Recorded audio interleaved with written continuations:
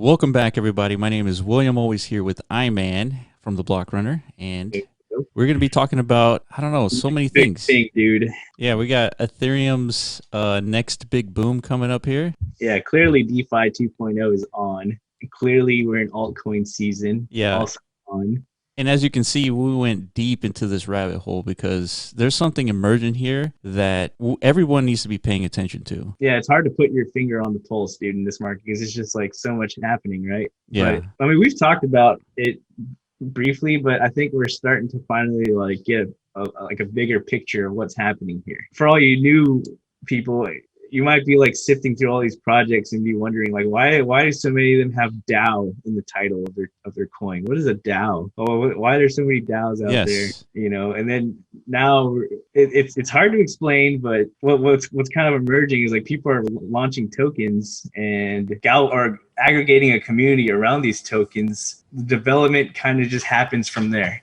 Yeah. So like that's the big dream, right? Like Faith that's the expectation, huh? Yeah, development based on faith. Yeah, and community like governance and organization and collaboration. Like it's so obviously this is like a highly speculative realm, right? Like yeah, this is like you were saying, this is like the frontier of high potential gains. That too, because it's so like experimental and so new. Yeah. And so like frontier, you know, just like DeFi was frontier 2 years ago, right? That's true. And like any opportunity, if you're like in the DeFi space, like witnessing that emerge, you know, the synthetics is being built, the Uniswaps, all the big protocols we rely on today, like you made insane gains, right? Yeah. So we're doing it again with like, I don't even know what to call this, but it's like true decentralization of it's empowering communities with a DAO token. So what emerges from that, we don't really know. That's the point, right? Like we know Badger DAO, so we know Badger DAO has a focus. Like just go to their website and you can see like their focus, right? Yeah. Do I have But this is what I'm talking about. This is an example of a token that it's what's the DAO? If you don't know what DAO means, it means decentralized autonomous organization. So it's a fancy term for like just a group of people. Like that's what a DAO is, dude. Just a group of people. You know, but they're all anonymous essentially. Yeah, and so the purpose of Badger DAO is to bring an infrastructure to bring Bitcoin to DeFi. And so, just that mission statement alone. Think about that. Just read it like 10 times over. You know, like bringing Bitcoin to DeFi. Yeah, that's a pretty big mission, and that's like a good vision a lot of people can get behind because there's so much value in Bitcoin, right? It's just kind of like sitting there. Yeah, and there's other projects bringing Bitcoin to DeFi. There's Wrapped Bitcoin, right? But that's a centralized organization doing that. So I think what these decentralized groups are doing are they're using those tools that are being built, right, and that exist, and then they're building upon that, like in making additional products and whatnot, you know. But yeah, I can't say what's going to happen because it's just so early. I think, so far the Badger DAO community has one product, right? It's something called the Dig token. And so the Dig token, it's an elastic supply. So we've heard that a couple of times with all these different DAO organizations. They always talk about they have a DAO token, like for example Badger DAO, and then they have a secondary token called Dig in the case for Badger DAO. But for Maha DAO, it's Maha DAO, or Maha is the DAO, and then we have something called I think it's Arch. Yeah, I think it's Arth. Yeah, here it is. And Arth is the value coin, which is another elastic token. So this one, for example, it's a cryptocurrency pegged to the price of Bitcoin and governed by the Badger DAO. So I guess you can hedge BTC volatility, and then you can use this token to go long on Bitcoin. And so this just explains how it all works. But the point is that it's a function. It's a protocol governed by a DAO, just like Maha DAO is creating Arth. Yeah, the way I think of it is like these communities are. Yeah, go ahead and read that. It says, so for example, Arth is the world's first value coin built on Maha DAO, and Nord Finance is going to be. Well, see, Nord's not even. I wouldn't consider it even a company. Like this is another, I think, like DAO run product. So like, where are these DAOs coming from? Yeah. How are they kickstarting like their collective endeavors, you know, like why hasn't this happened in the past? What's happening now? Yeah. So that's facilitating this kind of growth in like these community tokens, right? Right. So the answer is IDOs. You know, like Kickstarter, like incubator platforms like Pokestarter, DuckDAO, soon to be pools. Like this is the emerging trend we're talking about. So that's where your eyes need to be looking. You need to be looking at these IDO platforms. If you know what IDO means, it's initial DEX offering. You know, so these are all decentralized exchange protocols where people can swap their tokens for up and coming projects like Nord, like MahaDAO, Right. like Badger DAO. Like all of these came out of the IDO ecosystem, you know? Yeah. So that's what we need to be looking at. You need to keep your eyes on that. So it's these pools, right? So for example, we have Pools Finance, yeah, Pokestarter. Yeah, see, pools, like where do pools come from? It came from DuckDAO, you Yeah. know? Yeah. So like, and pools has done great since its launch. Like, take a look at the price action of pools. I mean, anybody would like the opportunity to buy into these prices a couple of weeks ago. Like, this is some great token performance. Right. So, and it's just barely starting. You know, that's an 11 million market cap coin, dude. Like, Yeah. this thing has a lot of space to run. So let's go over Pokestarter. Pokestarter. Here you go. So this is, I think, like the leader in this space. So if you want a good introduction, like to what we're talking about here, focus on Pokestarter first and understand what's happening. Yeah, and so they've launched a couple of tokens in the past. Let's see if we can look at some of these. View all pools. Bridge Mutual, we were just talking about that. BMI, they just launched today. Yeah, on Pokestarter. That's right. So so first understand what Pokestarter is doing here, then start evaluating their individual projects. Like, because that's kind of like we're speculating here. Like, yeah, and there's Yop Public. There it is. Yeah, Yop. And I don't think you're gonna find pools. No pools. See, it was from DuckDAO. But okay, so let's go over what is Pokestarter, dude. Before we looking at all these tokens. Okay. How does it work? It works by you have to have a certain number of tokens to participate, right? Well, no. If you because like most of these protocols, whenever they launch their token offerings through Pokestarter, they have a couple of pools usually. One is a public pool, and the other is a private one. So in order for you to get, it's very unlikely if you're sitting around like waiting for that public pool to like launch. There's like a very small probability you're actually going to get in. Yeah, I mean, we tried to get in on one of these, and it was like $1,000 for a gas transaction. No, not on Pokestarter. That was on Pools. Oh, that was on Pools. Yeah, that's true. That was Pools' own protocol that had that flaw. But like, I'm pretty sure I haven't heard of any like actual technical flaws in Pokestarter yet. Yeah. But the point is, there's just such a high demand and such a low token allocation to these IDOs. It's just unlikely you're going to get access to one of the public pools. So they have private ones, like the same token allocation, but only access to like Pokestarter token holders, basically. Okay. So that's the value of being a Pokestarter token holder. Right. Like, yeah.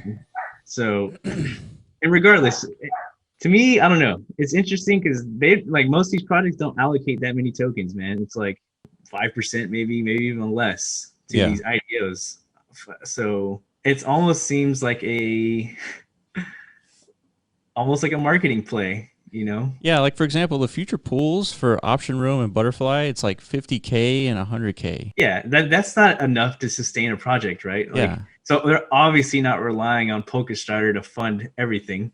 Yeah. In reality, most of these projects have like big VCs like attached to them, right? Yeah. They're actually getting like hundreds of thousands, if not millions of dollars to build their protocols. Right. But they're leveraging these IDO platforms to kind of like galvanize a community, like from the get-go, and to like build some hype, build some demand, all that good stuff. And it's working. Like, trust me, it's working great.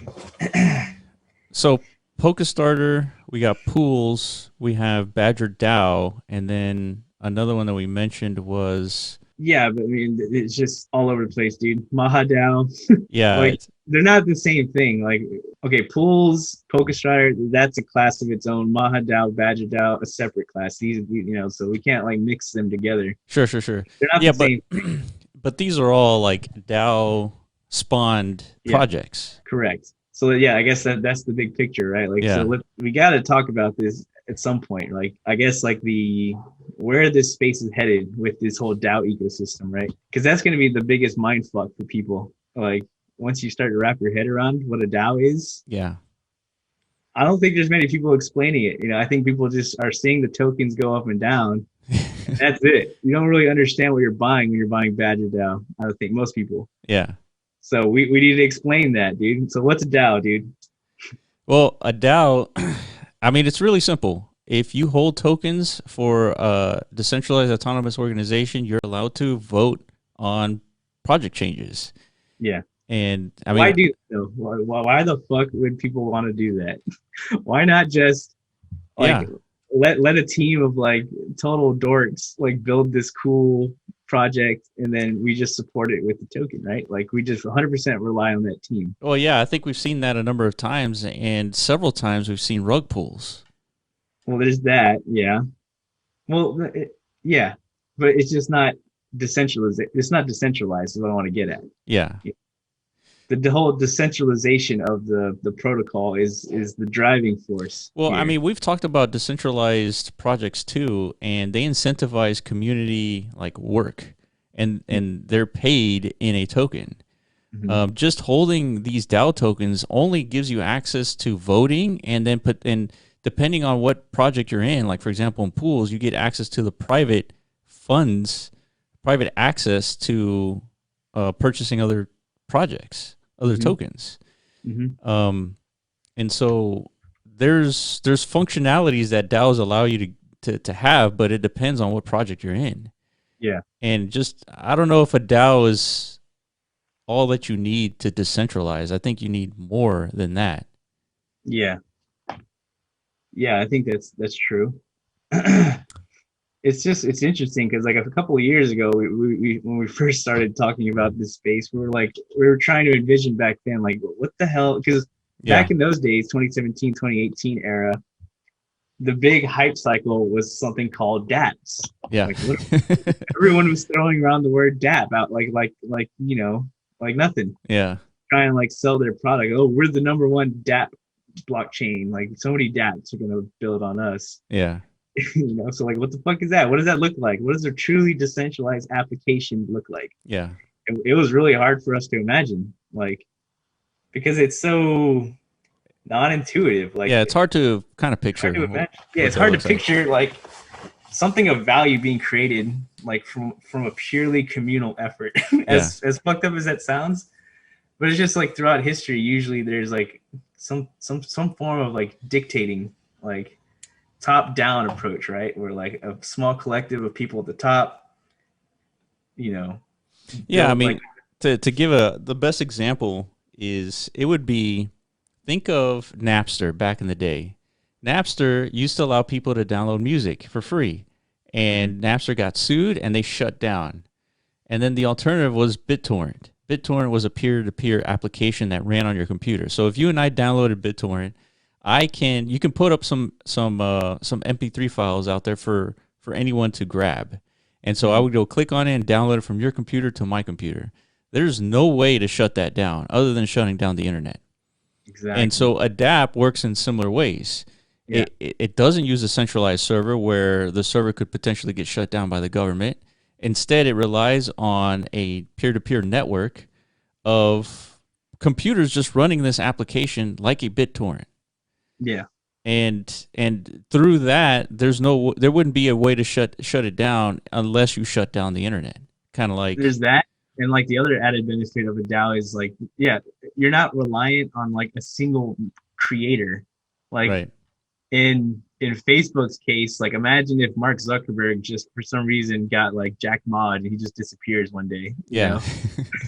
What happens to Facebook like during its infancy? Like Facebook just kind of probably fizzles away. Yeah, right? It does. The founder and the creator just disappears.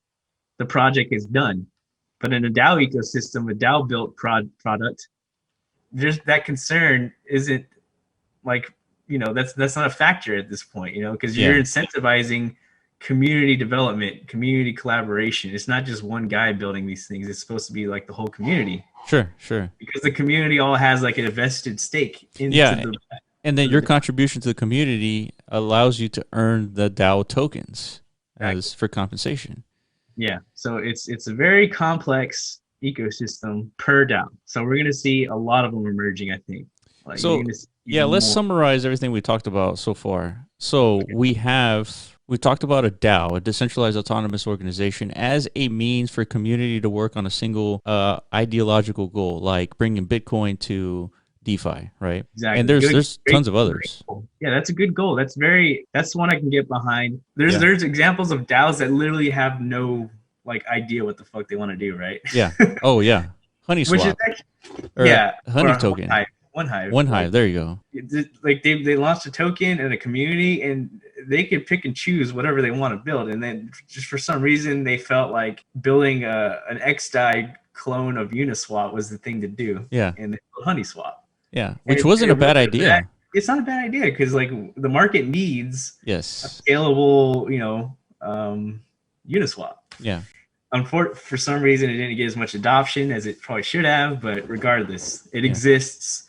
That DAO is an example of like producing a valuable, product.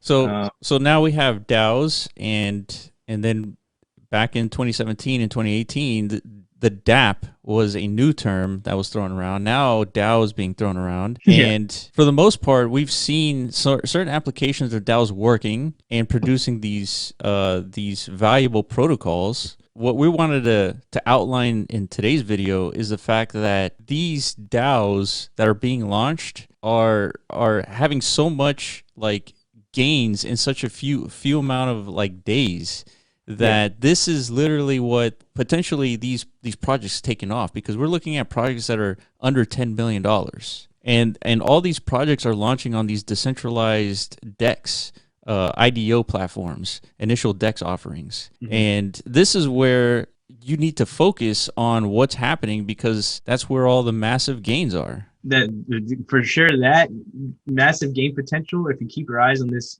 like this emerging sector and invest accordingly to things you believe in. Yeah. But it's almost like whenever you're gauging your investment potential for one of these DAOs, it's almost like you have to think, am I willing to be a member of this community? So you have to look into things like how active is their community, how many people are in it, how much value is staked into that community. That's right.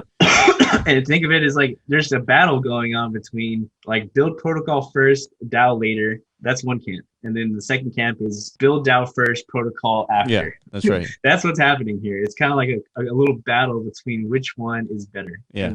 So far, we have no idea who's going to win. Well, right now, obviously, protocol first is winning because that's what we're used to. Yeah. And we don't even know if protocol first to DAO even works. Like we have evidence of it being very difficult. Yeah, I mean, protocol first really stems from our initial understanding of entrepreneurism. Is you start with the product, you build it, you test it out, you launch it, you see if it works, you build it better, and then you just kind of iterate on that. Yeah, but then you have like difficulty like incentivizing community to like kind of like pick up the torch. Yeah, I see if you drop it off to them, right? Like That's so, right. there's barriers in that. So then we have DAO first projects like Barnbridge. Yeah, Barnbridge and I don't think I would put Barnbridge in the kind of classification because they are like the team is building the protocol, not the community. It's true, right? That's true. So like Badger DAO, I think like the community is building these things. Yeah, something. So that's more. So we'll see. Yeah. We'll see whether or not they actually succeed. But regardless, we got to pay attention. Yeah, for sure. All right, that's the video for today. Make sure you follow us on Twitter at the Blockrunner and also at MetaZone.io. Let us know what you think about these different DAOs that are launching these different tokens, working on different protocols on a community level. Like, subscribe. Make sure you let us know what you think. We'll be back tomorrow. See ya.